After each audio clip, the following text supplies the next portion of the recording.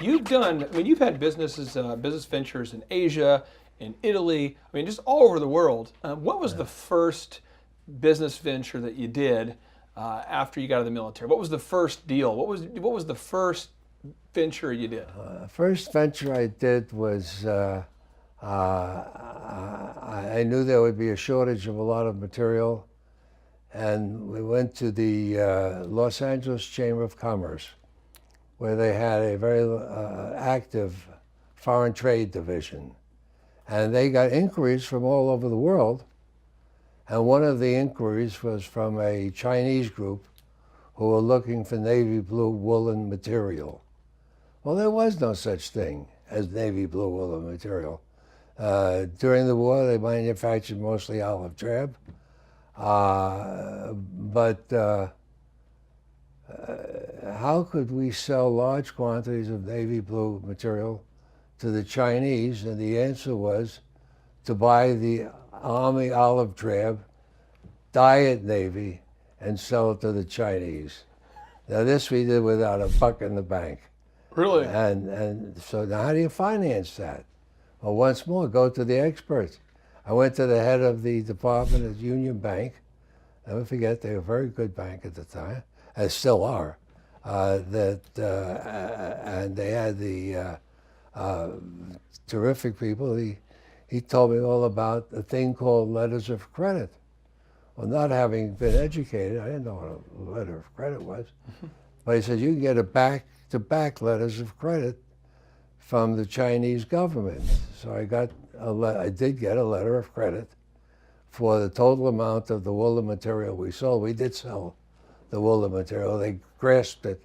I don't think that the cable was there 5 minutes before they said, ship, I forget how many thousands of yards. And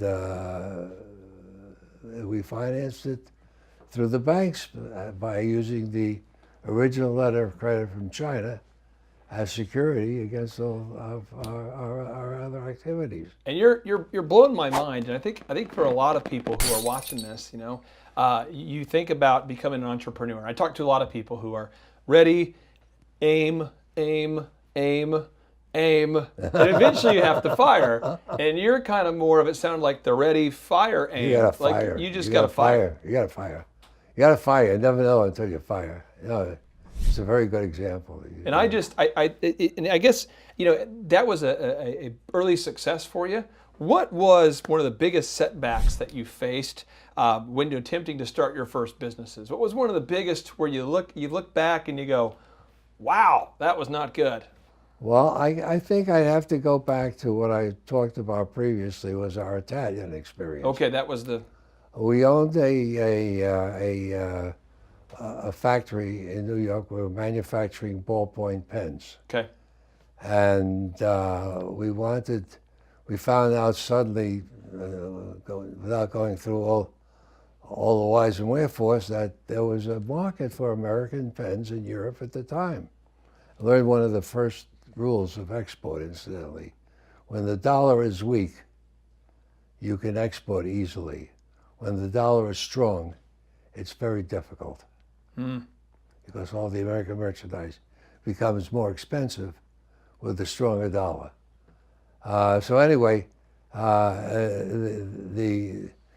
pretty soon we're selling more pens in Europe than we were in the United States. And our Italian distributor came to me with the proposition, let's open a factory.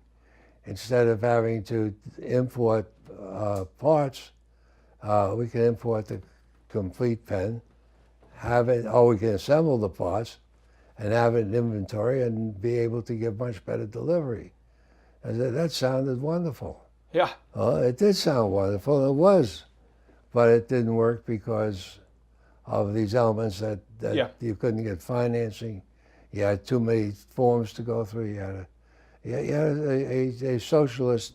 And what I love about your career is I've tried to research and get to know as much as I can about you, is again, you go back to the story of you being a kid in New York City. You just avoided those people in those problem areas so that you wouldn't get beat up. And here you are in business, and you ran into some brick walls, and you decided just to work around them. That's right. We found a very lovely place in the south of France. We actually, it's like an adventure story, had to steal our own factory Really? in the dead of night with French longshoremen. This you don't have time for now. But in retrospect, it was a lot of fun. While I was doing it, my heart was in my mouth most of the time. But we did go to France, and we were successful there, and it all worked out great.